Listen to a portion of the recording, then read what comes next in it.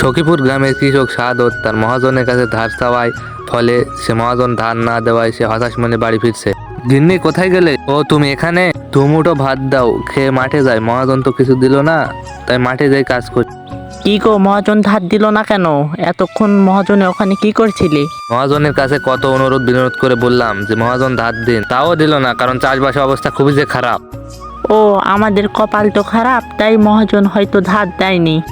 ও নাও, তে বসো, আমি তোমাকে ভাত বেড়ে দিচ্ছি। খাবার খেয়ে সাদত তার মাঠের দিকে রওনা দিল কাজ করতে। সে যাচ্ছে আর ভাবছে মহাজন তো ধার দিল না, এখন আমাকে কিছু করতে হবে মাঠে যে। সে ভাবতে ভাবতে মাঠের দিকে চলে যায়। সাদত রোদে কাম করায় ও রোদ বেশি থাকার কারণে সে অসুস্থ অনুভব করছে। সাদতের তৃষ্ণা লাগায় সে ক্লান্ত হয়ে বসে পড়ে। সে সময় তার বন্ধু রবিকে তার দিকে আসতে দেখা যায়। রবিকে দেখে মনে হচ্ছে সেও কাজ করতে করতে ক্লান্ত হয়ে সাদতের দিকে ছুটে যাচ্ছে। বন্ধু সাধু, তোরও তো মনে হয় জল তেষ্টা পেয়েছে, চল একসাথে যে নদীর পাড়ে জল খেয়ে আসি। ওহ, কি রোদ, কি গরম, আমার অনেক জল তেষ্টা পেয়েছে, মাথাটা মনে হচ্ছে ফেটে যাবে। বন্ধু রবি দুইজনে মিলে জল খেয়ে আসি, না হলে আমার মাথাটা মনে হয় ফেটে যাবে। এই বলে সাদত ও রবি দুই বন্ধু মিলে নদীর দিকে যাচ্ছে জল খেতে। তারা তো জানে না নদীতে আছে একটি দৈত্য, যা তাদের মেরে ফেলতেও পারে। এই বলে তারা দুইজন অনেকক্ষণ পর নদীতে চলে আসে জল খেতে। বিশাল নদীতে আছে একটি দৈত্য, যা তাদের জানাও ছিল না।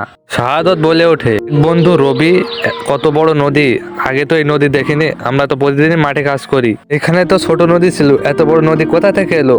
বন্ধু সাধু, আমিও তো জানি না এত বড় নদী এখানে এলো কিভাবে।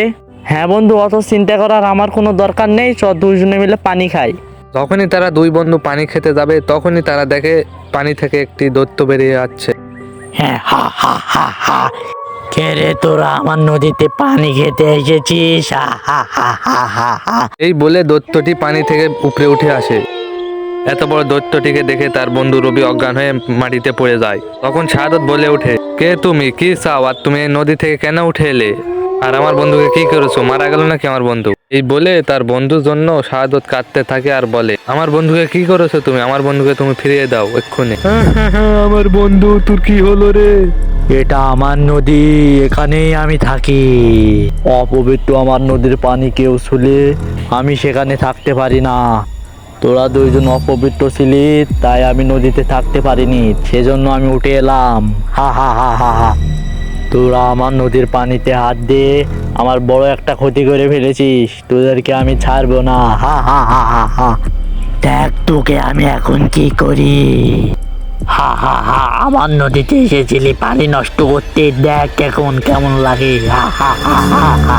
তোদের মেরে ফেলে আমি আমার পানি নোংরা করার বদলা নিলাম। হা হা হা হা হা হা হা হা। দৈত্যের জল নোংরা হওয়ার কারণে সে দুই বন্ধুকে মেরে ফেলে। এর ফলে দৈত্যের নদীর জল ভালো হয়ে যায় এবং সে আস্তে আস্তে নদীর ভিতর ঢুকতে থাকে এবং সে বলে, এখন থেকে যে আমার নদীর জল নোংরা করবে তাকে এইভাবে মেরে ফেলবো।